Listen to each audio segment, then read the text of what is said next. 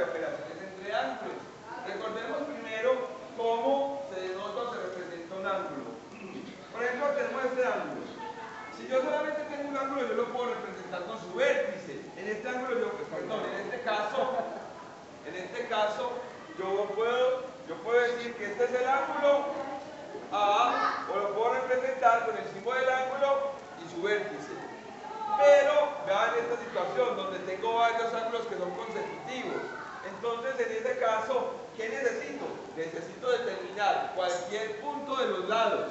Entonces, en este caso, marco cualquier punto del lado y le pongo cualquier letra. Entonces, en este caso, voy a llamar este punto B y este punto C. Quiere decir que este ángulo, entonces, es el ángulo BAC o CAB, como lo tengo aquí representado, y le colocamos un gorrito de la mitad que corresponde al vértice.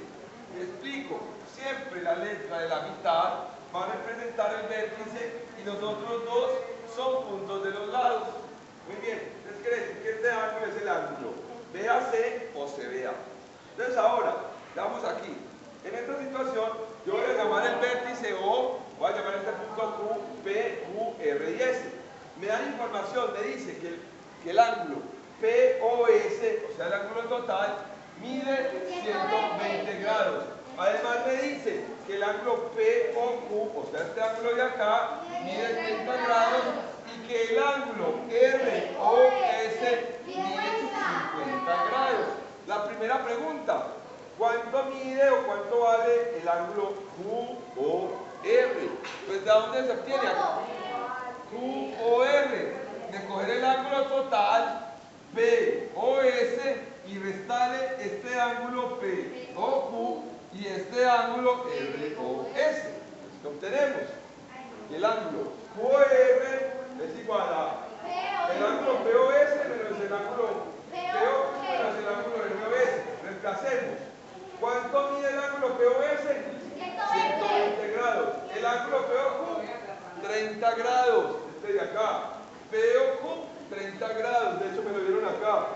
Y el ángulo ROS, 50. A 120. Le saco 30 y me queda 90. A 90 le saco 50 y me queda 40 grados. Quiere decir que el ángulo OR mide 40 grados. ¿De dónde salió?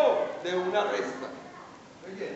Ahora, me pide cuánto mide el ángulo POR.